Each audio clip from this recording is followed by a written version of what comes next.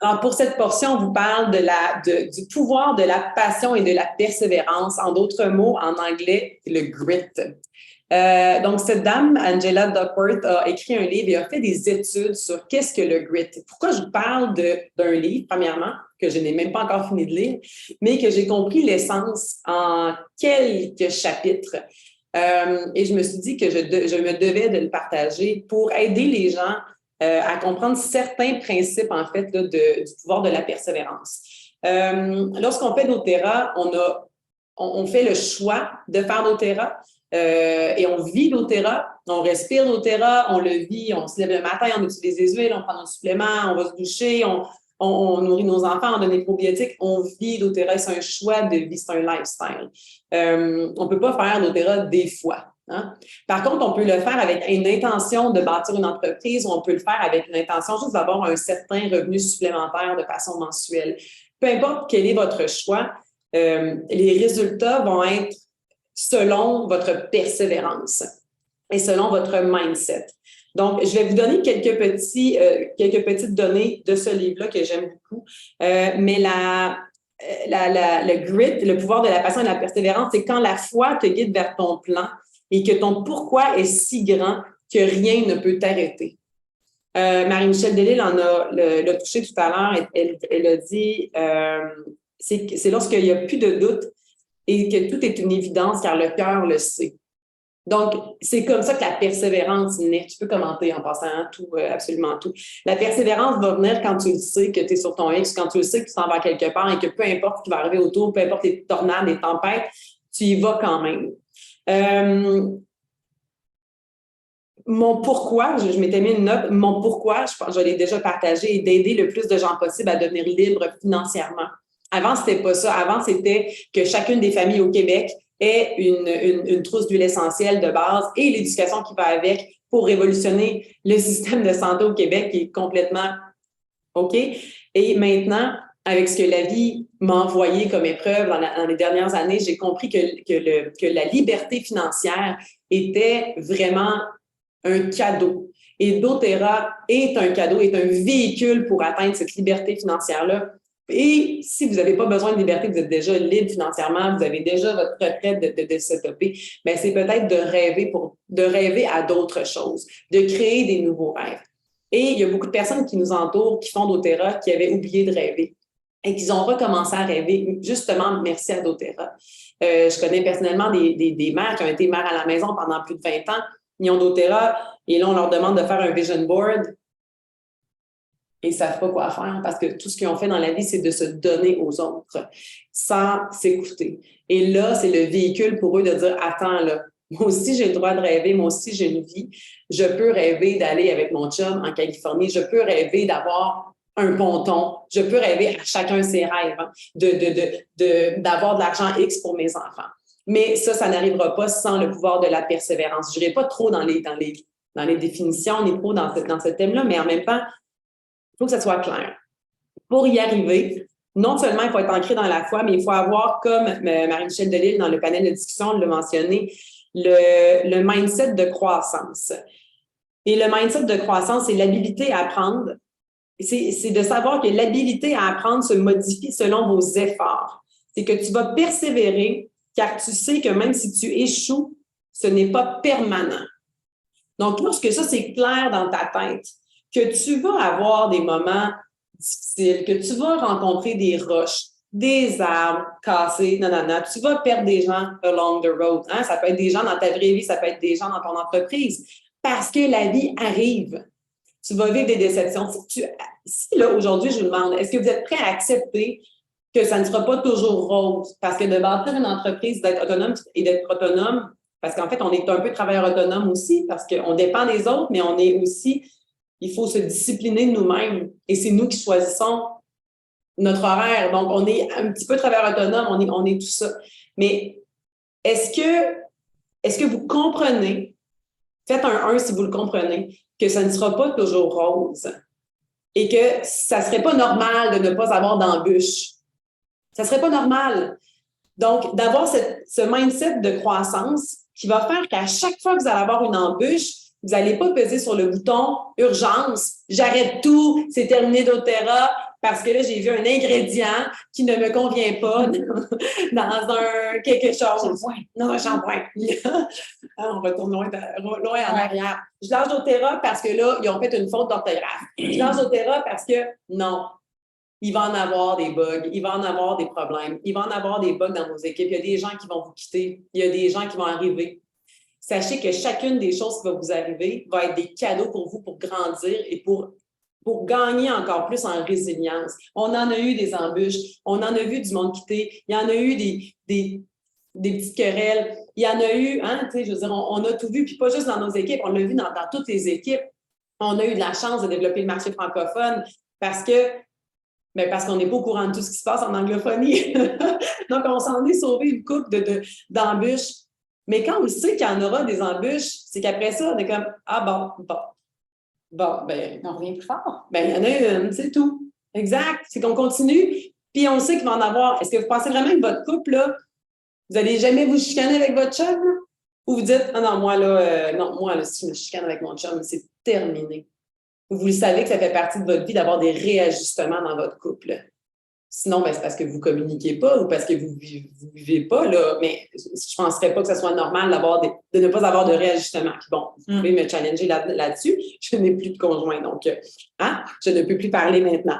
Mais l'habilité à apprendre, le mindset de croissance va être une nécessité. Donc, vous avez accepté, vous avez tous mis un 1. Maintenant, mettez-le ici, mettez-le dans votre tête pour que ça soit une évidence. Puis que la prochaine fois que vous avez un élément qui peut déclencher un inconfort dans votre entreprise ou même dans votre vie en passant, mais disons qu'on va rester dans l'entreprise, vous allez dire « Ah ben, donc, j'ai un petit challenge, j'ai un petit défi, mais j'ai fait le choix de continuer quand même parce que je sais que ça fait partie de la vie. » On est d'accord tout le monde? Ça fait-tu du sens ce que je viens de dire? Oui.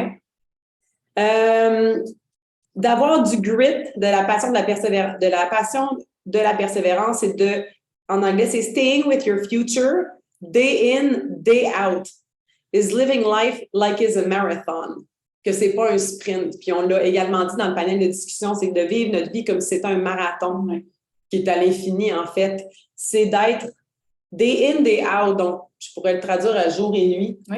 Tu sais que tu sais que ton futur est là. Oui. Tu as ton objectif. Tu t'en vas là, jour ou nuit, peu importe ce qui arrive, c'est là que tu t'en vas, en sachant, avec ton mindset de croissance, qu'il y aura des embûches et que ça va continuer. Dans les points intéressants, c'est que la seule différence entre quelqu'un qui réussit ou pas est la persévérance. Et ce n'est pas une question de QI, ni d'éducation, ni de ton look, ni de talent. C'est une question de persévérance et c'est une question de travail. Le travail délibéré.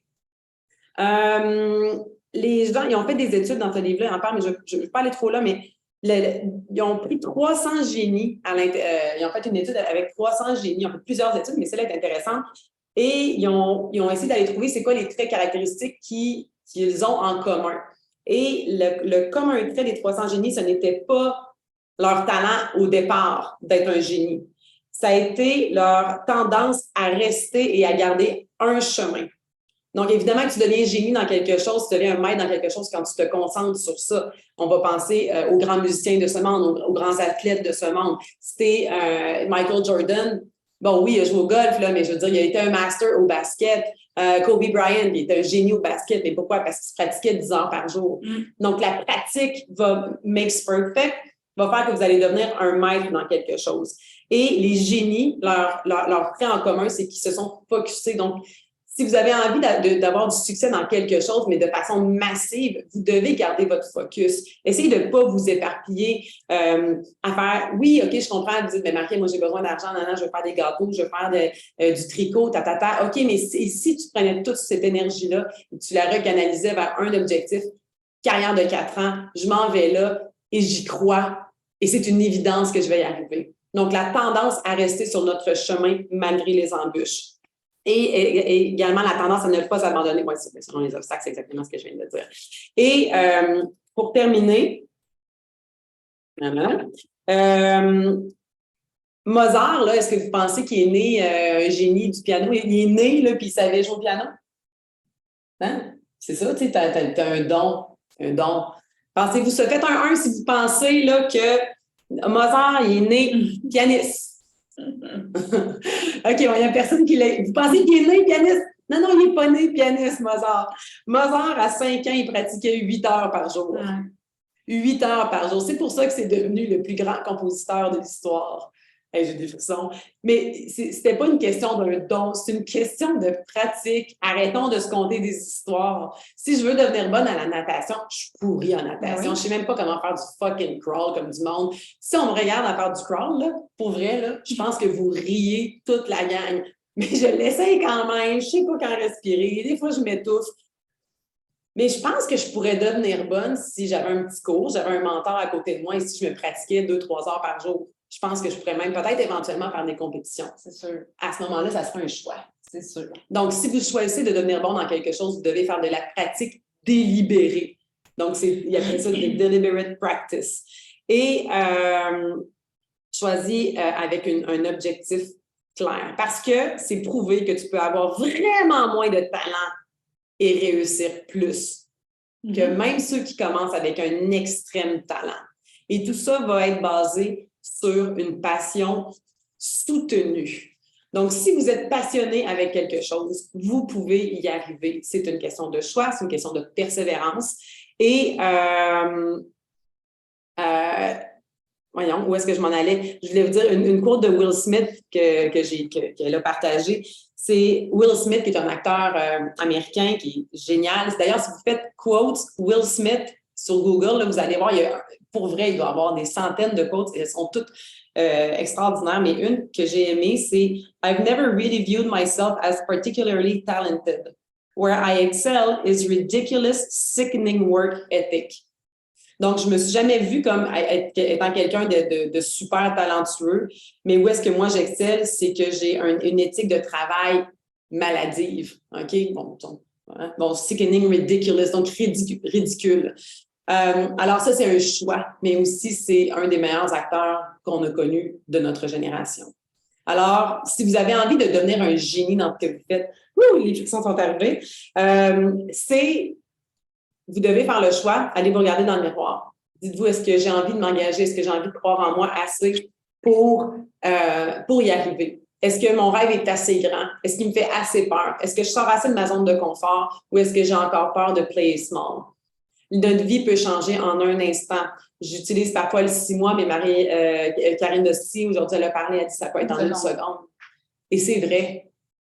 C'est vrai en une seconde. Donc, donnez-vous la chance de vivre cette vie-là. Le paradis est sur Terre. Hein? Je suis en train de relire pour la 4e fois les accords Toltec et le paradis est sur Terre. Faisons de notre expérience terrestre notre paradis à chaque jour, de vivre d'une place d'amour, de vivre dans la gratitude, d'être amazed, d'être émerveillé par ce qui nous entoure, que ce soit des palmiers ou des montagnes pleines de neige. Tout à fait. Parce que le paradis est partout où est-ce qu'on va, tant qu'on vient de notre cœur. Alors, merci. Croyez en vous. Nous, on croit en vous. On est là pour vous et on va toujours continuer à être là. On va dans la montagne puis on se promène dedans. Comme Marie-Michel disait, c'est une montagne qui est à l'infini. Merci d'avoir été là. Merci de votre confiance. Salut! Merci! Oups.